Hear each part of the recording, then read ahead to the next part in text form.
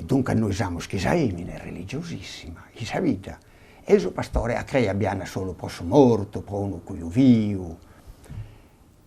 Però se resta al campo, se resta al mannas, in umbe stisse mere, il pastore è religioso. Pone narreruna, io mi ammento una frase di uno pastore di Onanie, che ha nato che so questi gianavetta Santo Bacchisi. E narrano, io non nisco, che non mi intenno, potete dare che Dio non esista, potete dare che esista, ma Santo Bacchisi esiste di sicuro. Dunque, questo carennare di questo affetto che hanno i pastori, il vinza a una creia e campo, in nuovo chi in Saservecchi, se noi sono pastori, proprio che in festa pro su santo, petin pro su santo, e credono su santo e anche in sa promessa su santo, beh, questo è un modo bello dessa religione pastorale. Su tempo c'è bello che colato. Un'ultima domanda.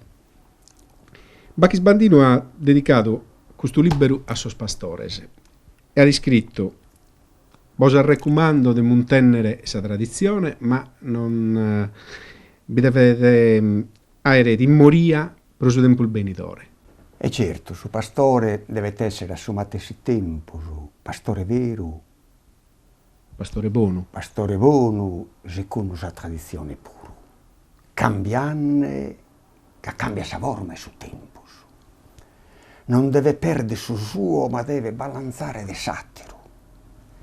Deve tenere che sono occhi aperti, pronunciare che il fricare su suo e assumatesi tempo su proprio stare in aree d'attere, in aree di cultura, di abilità, di codice nuovo della modernità, in modo che esse non siete arretrato, ma siete esse eppure un uomo nuovo che ha il fronte a tutto su chieniti, a tutto su catabene, scattasse sempre pro rivoluzionario, e se dovete essere pronta a tutto questo, di non si tancare in esse matessi, ma di sapere, ma non si ennere a satiro.